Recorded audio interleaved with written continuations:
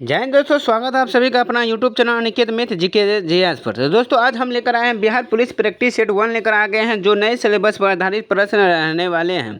तो दोस्तों ये स्टडी मूड चैनल का जो डायरेक्टर है अमित सर तिवारी सर के द्वारा जो प्रश्न करवाए जाते हैं वही प्रश्न लेकर आ गए हैं जो स्टडी मूड पर अभी होता है।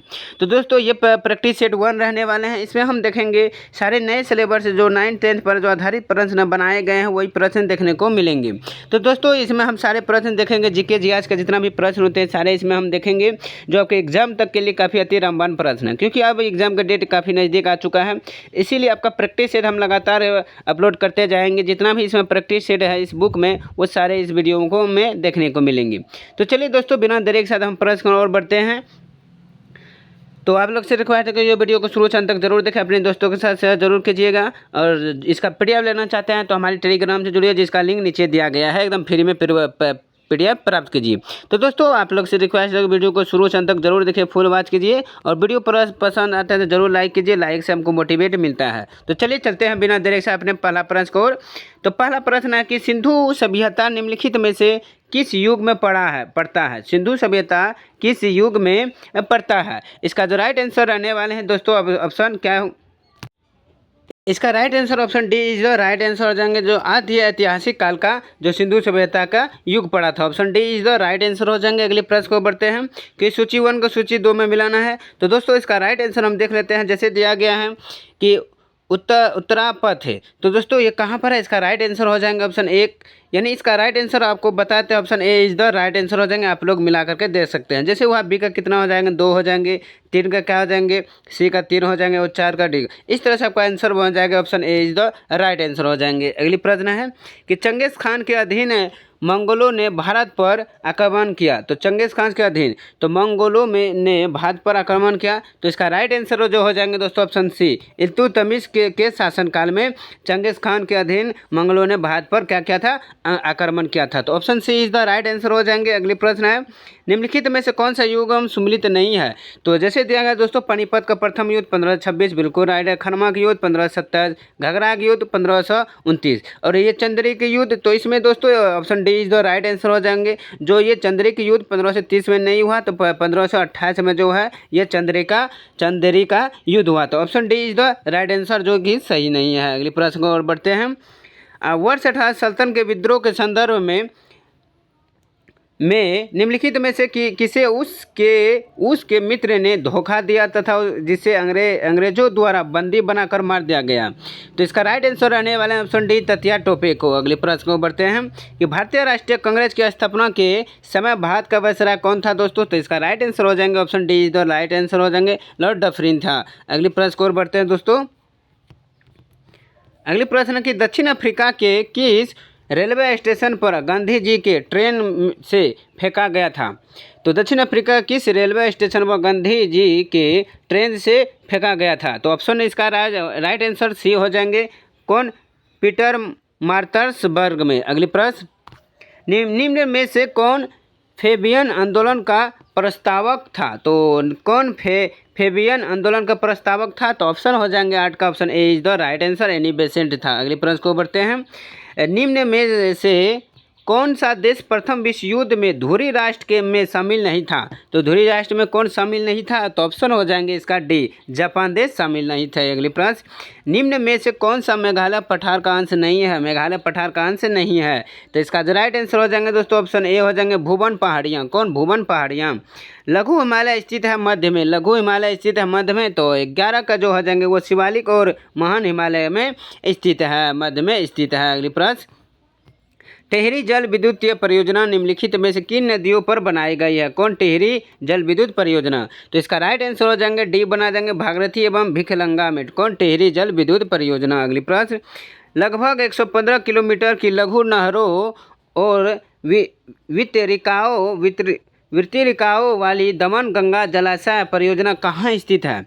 तो 13 का ऑप्शन हो जाएंगे B is the right answer हो जाएंगे, दादरा एवं नगर हवेली में। अगली प्रश्न किस जनजाति में रसोई घर जिसे लाल बंगला कहते हैं वो पाया जाता है? तो इसका राइट आंसर हो जाएंगे 14 का option B is the right answer हो जाएंगे, भुजिया। अगली प्रश्न सूची 1 को सूची 2 में मिलाना है, तो देख लेते हैं सूची 1 सूची 2 क्या है दोस्तों। तो इसका राइट आंसर देख लेते हैं। तो 15 का आपका आंसर जो हो जाएंगे दोस्तों वो इस तरह से होगा आपका जो है कोलोरेडो, तो ये हो जाएगा हुबर में। और उसके बाद है दामोदर नदी, तो दामोदर नदी किस बांध पर, तो इसका राइट आंसर हो जाएंगे दोस्तों तीन हो जाएंगे पंचेत हिल। और नील नदी आपका हो जाएंगे दोस्तों कौन, असवान। और आपका जो बचा हुआ है जाम्बेजी वो करीबा। तो इस तरह से आपका जो मिलन होता है दोस्तों वो होता है 4 3 2 1। तो 4 3 2 1 option D is the right answer हो जाएंगे। अगली प्रश्न कि विषुवाया एक विनाशक वर्ष के दो काल जब दिन और रात बराबर होते हैं तो वो कब होता है, तो इसका राइट आंसर जो हो जाएंगे दोस्तों 16 का option A is the right answer है। 21 मार्च और 30 सितंबर को होते हैं। अगली प्रश्न निम्नलिखित में से कौन सा औद्योगिक श्रमिकों के लिए उपभोक्ता कीमत सूचांक निकलता है, तो इसका राइट आंसर हो जाएंगे 17 का option C is the right answer श्रम ब्यूरो। कौन से श्रम ब्यूरो। अगली प्रश्न कि भोजन काम और उत्पादन का नारा निम्नलिखित में से दिया गया था, तो कौन सा योजना में दिया गया था भोजन कम और उत्पादन, तो 18 का option A is the right answer 7वीं पंचवर्षीय योजना में दिया गया था। अगली है सतत विकास का अर्थ निम्नलिखित में से किससे संबंधित है, कौन सतत विकास का अर्थ, तो 19 का option D is the right answer पर्यावरण संरक्षण के साथ आर्थिक एवं सामाजिक विकास। अगली है कि टी माल्थस ने दी माल्थुसियन थ्योरी, तो दोस्तों इसका राइट आंसर देख लेते हैं। तो नामक प्रसिद्ध सिद्धांत को प्रतिपादित किया जो संबंधित है, तो वो किससे संबंधित है, तो इसका राइट आंसर हो जाएंगे बी, वो जनसंख्या से संबंधित है। अगली प्रश्न भारत में राष्ट्रीय आय श्रमिकों का आकलन किसके द्वारा किया जाएगा, भारत में राष्ट्रीय आय का श्रमिकों का आकलन, तो इसका राइट आंसर हो जाएंगे दोस्तों D is the right answer केंद्रीय सांख्यिकी संगठन के द्वारा। अगली प्रश्न 2011 के जनगणना के अनुसार बिहार के किस जिले में सर्वोच्च धनी आबादी दर्ज की गई है, तो ऑप्शन हो जाएंगे इसका A is the right answer Sheohar में। अगली प्रश्न बिहार के जमुई जिले में स्थित किस पंछी अभयारण्य को रामसर सम्मेलन का हिस्सा घोषित किया गया था, रामसर सम्मेलन का हिस्सा घोषित किया गया था। 23 का option D is the right answer हो जाएंगे, यानी नागी और नकटी, तो option D is the right answer. अगली हाल ही में संपन्न हुए लोकसभा चुनाव 2024 निम्नलिखित में से किस क्रम का है, तो इसका राइट आंसर हो जाएंगे दोस्तों 24 का बी हो जाएंगे 18वें लोकसभा चुनाव आयोग हुआ था 2024 में। दोस्तों देखिए रिलेटेड प्रश्न है, काफ़ी महत्वपूर्ण है जो पूछने की चांस है। T20 2024 का आयोजन निम्नलिखित में से किस के द्वारा किया गया था, T20 जो अभी हुआ है फाइनल, तो इसका राइट आंसर हो जाएंगे वेस्ट इंडीज और यूएस, यानी ए बी दोनों हो जाएंगे। अगले प्रश्न वर्तमान समय में बिहार के राज्यपाल कौन है, वर्तमान समय में बिहार के राज्यपाल विश्वनाथ कलेकर है, कौन बिहार के राज्यपाल वर्तमान समय में। अगले प्रश्न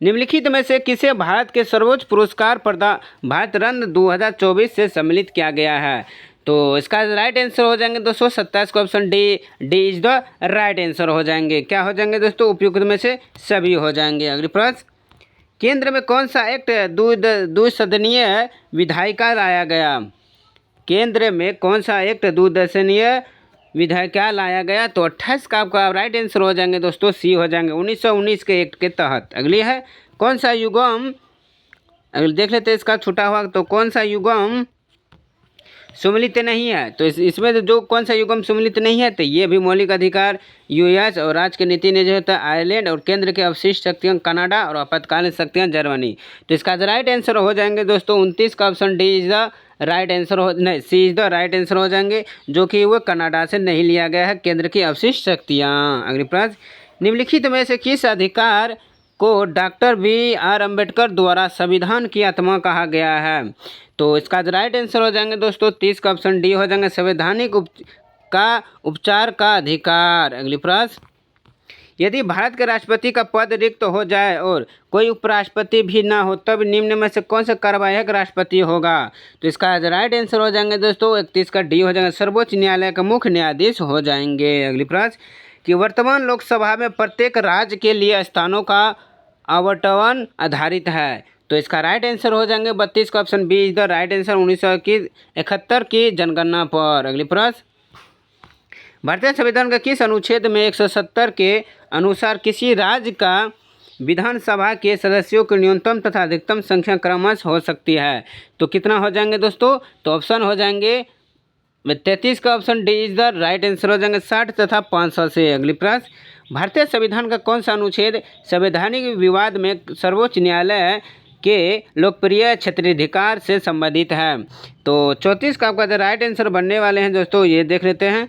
तो 34 का option C is the right answer. अनुच्छेद 134 एक को मिलाकर अनुच्छेद 132 को पढ़ाना। अगली प्रश्न, अंगेस्ट स्ट्रीम तथा एशियन ड्रामा, अंगेस्ट स्ट्रीम तथा एशियन ड्रामा, तो देख लेते हैं। तो एशियन ड्रामा पुस्तक के लेखक कौन है? तो इसका राइट आंसर रहने वाले हैं दोस्तों 35 का ऑप्शन ए, कौन? गुननार मिर्डल। अगली है दोस्तों, वीडियो को प्रश्न अच्छे लगे तो ज़रूर लाइक कीजिए, और मेरी मेहनत अगर अच्छे लग रहे हैं तो आप लोग के लिए तो चैनल को ज़रूर सब्सक्राइब कीजिएगा और दिल से लाइक करना ना भूलें। तो चलिए अगली प्रश्न है कि प्रिंस ऑफ वेल्स म्यूजियम निम्नलिखित में से किस शहर में स्थित है? तो इसका राइट आंसर रहने वाला है 36 का सी हो जाएंगे, मुंबई महाराष्ट्र में रहने वाले हैं स्थित है। इंडियन मिलिट्री एकेडमी कहाँ स्थित है? इंडियन मिलिट्री एकेडमी, तो इसका राइट आंसर हो जाएंगे दोस्तों 37 का बी हो जाएंगे, देहरादून में स्थित है। अगली प्रश्न, पराक्रम दिवस जिसे हम सुभाष चंद्र बोस की जयंती मानते हैं वो किस तिथि को मनाया जाता है? तो ऑप्शन हो जाएंगे 38 का option B is the right answer 23 जनवरी को। अगली है कि ज्ञानपीठ पुरस्कार पाने वाले प्रथम महिला कौन थी? ज्ञानपीठ पुरस्कार पाने वाले, तो इसका राइट आंसर हो जाएंगे 39 का हो जाएंगे, ए हो जाएंगे आशापूर्णा देवी हो जाएंगे। अगली, अंतर्राष्ट्रीय ओलंपिक समिति स्थापना कब हुई थी? अंतर्राष्ट्रीय ओलंपिक समिति का स्थापना, तो इसका राइट आंसर हो जाएंगे दोस्तों 40 का ऑप्शन ए 1894 में हो जाएंगे। अंतर्राष्ट्रीय ओलंपिक दिवस कितने हर साल में आते हैं? तो इसका आंसर कमेंट जरूर बताइएगा। अगली कि थांगता निम्नलिखित में से किस राज्य का जनजातीय नृत्य है? थांगता, तो इसका राइट आंसर हो जाएंगे मणिपुर राज्य की है। एकता स्थल किस महापुरुष का समाधि स्थल है? एकता स्थल किस महापुरुष का समाधि स्थल है? तो इसका राइट आंसर हो जाएंगे दोस्तों 42 का ऑप्शन बी हो जाएंगे, ज्ञानी जैल सिंह का। अगली, स्वर्णिम त्रिकोण का तात्पर्य है? तो इसका राइट आंसर हो जाएंगे 43 के सी हो जाएंगे, थाईलैंड म्यांमार आदि के नशीले पदार्थों को उत्पादन करने वाले क्षेत्र से। किस अभिनेता को एंग्री यंग मैन कहा जाता है? वो अमिताभ बच्चन को कहा जाता है। 44 के बाद चलते हैं 45 में। एशियन शब्द का पूर्ण रूप है? एशियन शब्द का पूर्ण रूप है दोस्तों ऑप्शन बी हो जाएंगे, क्या है? Association for south east Asian nation. अगली प्रश्न, जीवों का वर्गीकरण की आधुनिक प्रणाली में सबसे छोटी इकाई कौन सी है? तो सबसे छोटी इकाई जो है 46 का हो जाएंगे सी, जाती है। अगली प्रश्न, बच्चों को प्रीटर एंटीजन जिसे हम डीपीटी किस रोग को रोकने हेतु दी जाती है? तो इसका राइट आंसर हो जाएंगे बी हो जाएंगे, डिप्थीरिया, कुकुर खांसी, टिटनस। अगली प्रश्न, निम्नलिखित में से कौन सा युग्म सही सुमेलित नहीं है? तो कौन सा युग्म सही सुमेलित नहीं है? तो ऑप्शन हो जाएंगे डी, विटामिन डी बंधरोधी कारक, ये युग्म सुमेलित नहीं है। अगली प्रश्न, कि सूची 1 को सूची 2 में मिलान करना, हड्डी एवं नाम उनके हमको मिलान करना है। तो इसका राइट आंसर देख लेते हैं दोस्तों। तो 4 का जो आपका 49 का राइट आंसर हो जाएंगे तो औरोथी, तो दोस्तों ऑप्शन 4 हो जाएंगे एस्ट्रोनॉम में, और जत्रुक तो इसका हो जाएंगे केल्विक कल में, और जनु फलक तो सी का हो जाएंगे 2 हो जाएंगे पटेला, और अस्तंग फलक ये एसके पुला। यानी इस तरह से जो आपका राइट आंसर हो जाएंगे D is the right answer हो जाएंगे। अगली प्रश्न, एक खाद्य श्रृंखला में निम्नलिखित में से सर्वाधिक संख्या किसकी होती है? एक खाद्य श्रृंखला में, तो ऑप्शन जो हो जाएंगे 50 का option D is the right घंटा अब घटन हो जाते हैं। अगली प्रश्न को बढ़ते हैं, किसमें बीज फलों में आबाद नहीं होती है? तो अकाउंट का आपका राइट आंसर हो जाएंगे डी, अनावृत बीजी में। अगली प्रश्न, कि मानव स्वास्थ्य के लिए ट्रांस वसा, मानव स्वास्थ्य के लिए ट्रांस वसा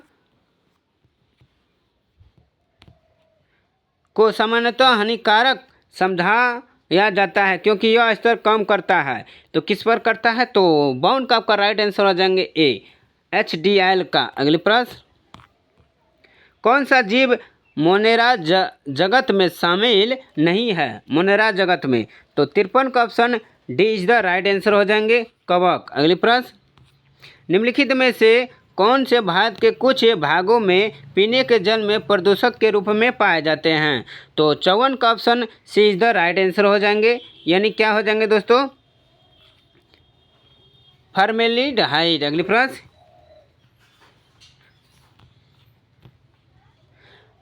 निम्नलिखित में से ओजोन से संबंधित कौन सा कथन सही नहीं है?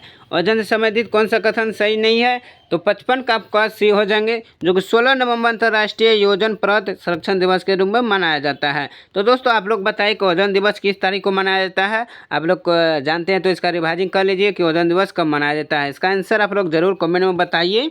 अगली प्रश्न है कि समाचारों में उल्लिखित पद पिनाक और समरस किस से निर्दिष्ट करते हैं? कौन सा शब्द पिनाक और असमर्स? तो इसका राइट जो आंसर हो जाएंगे दोस्तों 56 का सी हो जाएंगे, कौन? रॉकेट प्रमोचक प्रणालियां। अगली प्रश्न, निम्नलिखित में से कौन सा सही सुमेलित नहीं है? तो इसमें सही सुमेलित कौन सा नहीं है? तो सल्तन का option D is the right answer हो जाएंगे। अगली प्रश्न, दर्पण के सामने खड़े एक व्यक्ति को अपना प्रतिबिंब अपने से बड़ा लगता है, इसका क्या कारण है दोस्तों? इसका तात्पर्य है कि दर्पण का प्रकार, तो दर्पण का प्रकार कैसे हो जाते हैं? अल्ठन का ये हो जाएंगे अवतलन पर। अगली प्रश्न, यदि एक पिंड एक समान वेग से गतिमान है तो निम्नलिखित कथनों में से कौन सा कथन सही नहीं है? 59 का आपका राइट आंसर हो जाएंगे, B is the right answer हो जाएंगे। उसकी चाल सामान्य के साथ बदलती है। पराध्वनि तरंगों की आवृत्ति कितनी होती है? पराध्वनि तरंगों की आवृत्ति कितनी होती है? तो 60 का जो राइट आंसर हो जाएंगे दोस्तों option D is the right answer, 20 hertz से अधिक। तो 20 हर्ट्ज से अधिक होते हैं। तो चलिए दोस्तों आज के लिए बस इतना ही। जो आपका जो जीके जीएस का प्रश्न बन रहा है वो 60 नंबर तक प्रश्न बन रहे हैं।